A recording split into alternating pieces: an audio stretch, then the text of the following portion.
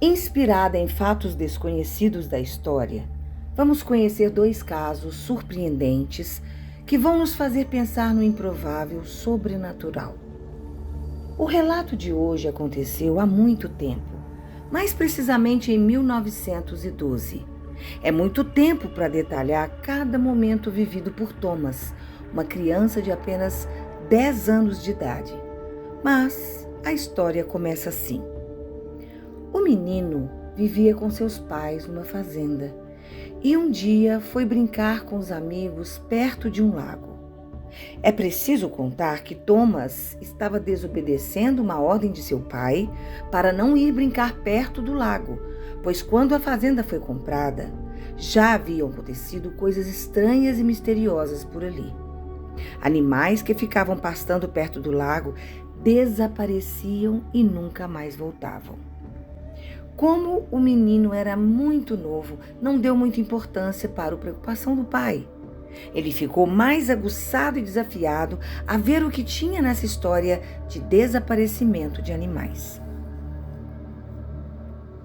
Em um dia, quando Thomas e seus amigos estavam brincando perto do lago, algo chamou a atenção dos curiosos. Um redemoinho se formou na água de uma hora para outra, deixando as crianças paralisadas. O mais corajoso foi Thomas, que se aproximou do lago devagar para ver o que estava acontecendo. Então, o volume da água subiu e envolveu o menino, levando-o rio abaixo. As crianças saíram daquele torpor e correram enlouquecidas para chamar ajuda, batendo na casa de Thomas. Ao saber do ocorrido, o pai saiu correndo para tentar salvar seu filho, mas já era tarde. Procurou incansavelmente, mas não achou nem um fio de seu cabelo. As autoridades foram acionadas, mas não conseguiram trazer o menino de volta, dando o caso como encerrado e declarando Thomas como morto.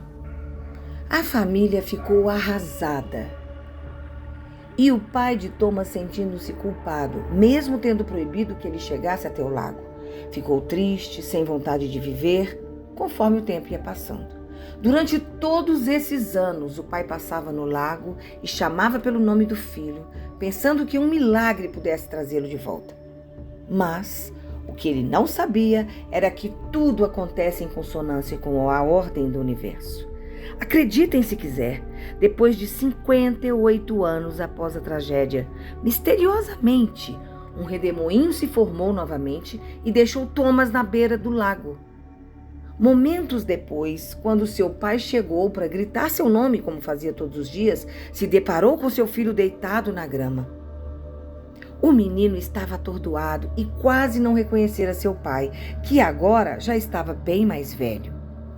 O caso foi levado para a justiça, que investigou se realmente era o menino ou um impostor, e chegaram à conclusão de que era Thomas de verdade. Que incrível! Como tudo isso aconteceu? Será que ele foi levado para outra dimensão? Seria esse o caso de uma lenda urbana? Seria algo sobrenatural? Abdução alienígena? Mistério.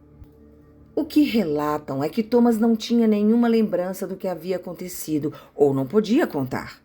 Com a notoriedade do caso, a família resolveu mudar de cidade para preservar a sua integridade e também da família. Mas antes do caso de Thomas, acontecerá algo parecido, o que não nos leva a achar que seja mais uma lenda urbana. Contam que outro caso aconteceu em 1901, na Inglaterra, com duas funcionárias de uma universidade renomada. Durante um passeio no Palácio de Versalhes, em Paris, as duas mulheres que visitavam o museu se perderam quando caminhavam nos corredores de um jardim em Petit Trianon, um pequeno castelo nos terrenos do Palácio de Versalhes. Algo extraordinário ocorreu. Foram teletransportadas ao século XVIII. Avistaram uma pequena casa que era o próprio palácio de tempos antigos. Elas ficaram atordoadas, pois perceberam que o local não parecia ser deste mundo. Tentando fugir dali, encontraram mais à frente uma mulher vestindo roupas muito diferentes daquela época que viviam, e perceberam que era a mesma pessoa retratada no quadro que estava exposto no museu. Constataram depois que aquela mulher era nada mais, nada menos que Maria Antonieta, uma arquiduquesa, rainha consorte da França e uma das últimas que morou em Versalhes, que havia sido condenada a morrer na guilhotina em 1793. Como as duas funcionárias não conseguiram ser vistas por aquela mulher, quem estava no tempo errado, naquele momento? Elas, as funcionárias, ou aquela mulher que parecia ser Maria Antonieta? Depois de um bom tempo, conseguiram voltar para o museu e perceberam que toda aquela atmosfera do século XVIII havia desaparecido. Concluíram depois que algo sobrenatural havia acontecido ali, e o caso ficou tão famoso que elas escreveram um livro de nome An Adventure, publicado pela primeira vez em 1911. Contava o incidente. Moberly Jordan usava pseudônimos de Elizabeth Morrison e Frances Lamont.